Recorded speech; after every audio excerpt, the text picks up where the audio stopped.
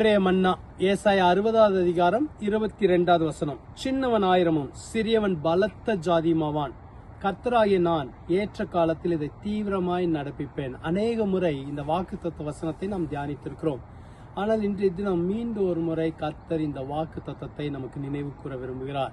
சின்னவன் ஆயிரமும் சிறியவன் பலத்த ஜாதியுமாவான். சாதாரணமான ஆள்களை கர்த்தரால் உயர்த்த முடியும். இன்னைக்கு நீங்க ஒரு சாதாரண ஆளாய் இருக்கலாம், படிப்பறிவு இல்லாதவங்களா இருக்கலாம், பணபலம் இல்லாதவங்களா இருக்கலாம், எந்த குடும்ப பின்னணியும் இல்லாமல் இருக்கலாம். ஆனாலும் உங்களை கர்த்தர் 1000க்கு அதிபதியாக்க வல்லவர்.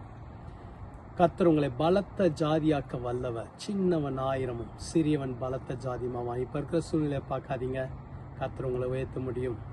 சாதாரண ஆடு மேய்ப்பனாய் இருந்த தாவீதை அரசனாக்கினார். குழியில் கடந்த யோசேப்பை ஒரு நாட்டுக்கே அதிபதி ஆக்கினார். சிறையில் இருந்த யோசேப்பு ஒரு நாட்டுக்கே அதிபதி ஆவார் என்பதை எதிர்பார்க்க கூட முடியாத ஒரு சூழ்நிலை, அடிமைத்தனம், ஒடுக்கப்பட்ட நிலைமை. ஆனால் அந்த யோசேப்பு தான் பல தேசங்களை போஷிக்கிறார். ஆனால் உங்களையும் கர்த்தரால் உயர்த்த முடியும்.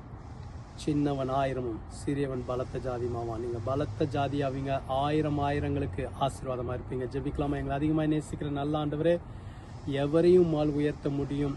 ஆண்டவரே, எங்களை தாழ்த்தி ஒப்புக் கொடுக்கிறோம். சாதாரணமான தாவீதை, சாதாரணமான யோசேப்பை கர்த்தர் உயர்த்தினீரே.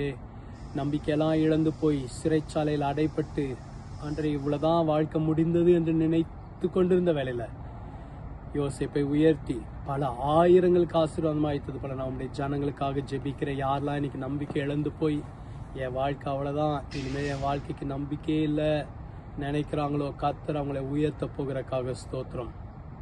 உயர் அடைக்கலத்தில் வைக்க போகிறக்காக ஸ்தோத்திரம். அற்புதங்களை காண செய்ய போகிறக்காக ஸ்தோத்திரம். அற்புதங்களை காண செய்வீராக. இந்த நாள் ஒரு ஆசீர்வதிக்கப்பட்ட நாளாக இருக்கட்டும். இயேசு மூலம் ஜெபிக்கிறோம் பிதாவே, ஆமென். கர்த்தர் உங்களை ஆசீர்வதிப்பார்கள். ஆமென்.